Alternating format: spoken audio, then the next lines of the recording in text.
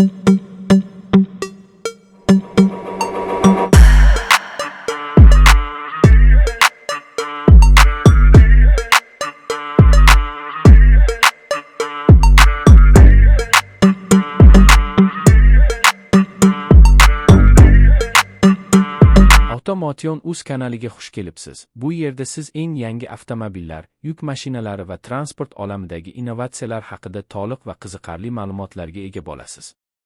Kanalimizda har bir model chuqur tahlil qilinadi, texnik xususiyatlari oddiy va tushunarli tarzda yetkaziladi hamda sizga foydali bo'ladigan real fikrlar beriladi.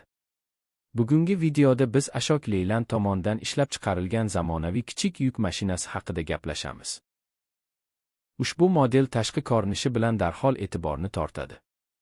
Avtomobilning dizayni oddiy yuk mashinalaridan farq qiladi. U zamonaviy va stilga ega. Old qismi mustahkam va agressiv ko'rinishga ega bo'lib, faralar LED texnologiyasi asosida ishlangan. Bu esa kechasi haydashni yanada xavfsiz qiladi. Mashinaning orqa qismi keng yuk platformasi bilan jihozlangan.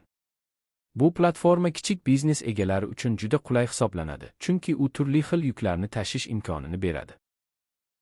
Metal bordlar mustahkam va uzoq muddat xizmat qilish uchun. Texnik jihatdan ushbu model kuchli dvigatel bilan jihozlangan. Dvigatel yoqilg'ini tejash bilan birga yaxshi quvvat beradi. Bu esa har xil yo'llarda, ayniqsa notekis va qiyin hududlarda ham samarali ishlash imkonini yaratadi.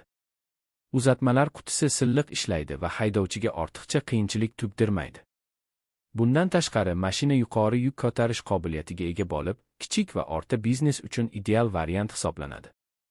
Xavfsizlik masalasiga ham alohida e'tibor qaratilgan. Tormoz tizimi zamonaviy bo'lib, tez va ishonchli to'xtashni ta'minlaydi. Shuningdek, kuchli karkas konstruksiyasi haydovchi va yo'lovchini himoya qiladi. Orqa chiroqlar aniq va yorqin bo'lib, yo'lda boshqa haydovchilar uchun yaxshi ko'rinadi. Ushbu yuk mashinasi ko'p maqsadli foydalanish uchun mos. U qishloq xo'jaligi, qurilish ishlari yoki savdo faoliyatida juda qo'l keladi. Kichik o'lchamlari tufayli tor ko'chalarda ham bemalol harakatlana oladi. Shu bilan birga xizmat ko'rsatish xarajatlari ham nisbi.